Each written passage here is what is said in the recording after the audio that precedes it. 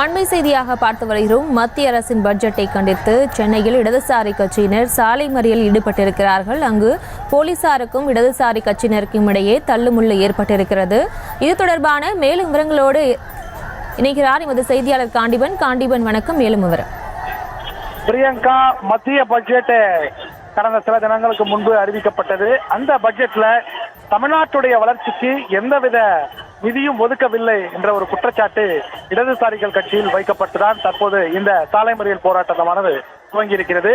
கிண்டி தீரன் சின்னமலை திருவுருவச் சிலை அருகேதான் இந்த சாலை மறியல் போராட்டத்திற்கு உண்டான முன்னேற்பாடுகள் செய்யப்பட்டிருந்தது. தற்போது கண்டன கோஷங்கள் மத்திய அரசுக்கு எதிராக எழுப்பிய இடதுசாரி கட்சிகள் அந்த சாலை வழியாக வந்து அண்ணா சாலையில் சாலை மறியலில் ஈடுபடுவதற்காக முயற்சி செய்ய முயன்று வருகிறார்கள்.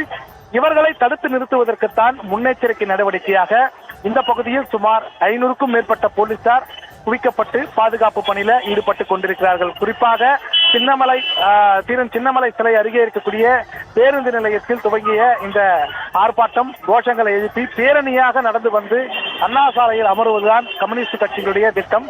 இந்த திட்டத்தை முறியடிக்கும் விதமாக காவல்துறையினர் முன்னெச்சரிக்கை நடவடிக்கையாக இரும்பு தடுப்பு வேலிகளை அமைத்து இந்த சாலையை முழுவதுமாக மூடியிருக்கிறார்கள். குறிப்பாக இந்த சாலையை மூடி வைத்துவிட்டு இன்னொரு புறம் இருக்கக்கூடிய மற்றொரு சாலையும் இதே போல் மூடி வைத்திருக்கிறார்கள்.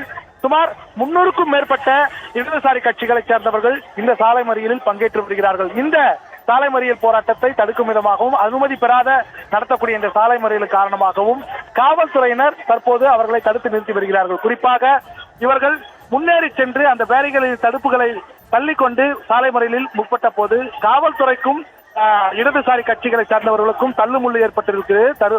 தற்போது கடும் வாக்குவாதமும் நடைபெற்றுக் கொண்டிருக்கிறது. மத்திய அரசை கண்டித்து போராட்டம் நடத்தக்கூடிய தங்களை தடுக்க வேண்டாம் என்று காவல்துறையிடம் தொடர்ந்து அவர்கள் வலியுறுத்தி வருகிறார்கள். பட்ஜெட்டில் மத்திய அரசு தமிழ்நாட்டுக்கு எந்த ஒரு நலத்திட்டங்களையும் ஏற்கனவே வளர்ச்சி திட்டங்கள் குறித்தும் எதையும் குறிப்பிடவில்லை என்றதை குறிப்பிட்டு பாலகிருஷ்ணன் தலைமையில தான் இந்த சாலை மறியல் போராட்டமானது முன்னெடுக்கப்பட்டு வருகிறது. தொடர்ந்து போலீசார் பேச்சுவார்த்தையை மேற்கொண்டு வருகின்றார்கள். இருப்பினும் கம்யூனிஸ்ட் இடதுசாரி கட்சிகள் சாலை மறியலில் ஈடுபடுவதற்குண்டான முயற்சியினை மேற்கொண்டு வருகின்றனர். இருப்பினும் போலீசார் தடுத்து நிறுத்தி தற்போது அவர்களை கட்டுப்படுத்தி வருகின்றனர். ஏற்கனவே மாநகர பேருந்துகள் தயார் நிலையில் நிறுத்தி வைக்கப்பட்டிருக்கிறது.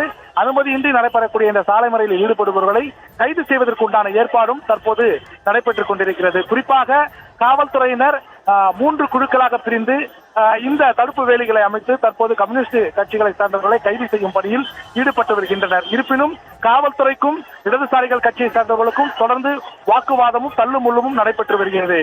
பிரியங்கா,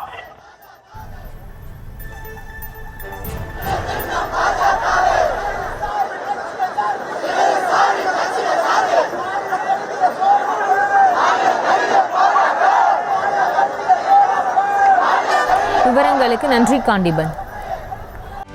செய்திகளை உடனுக்குடனும் துல்லியமாகவும் தெரிந்து கொள்ள சப்ஸ்கிரைப் பண்ணுங்க.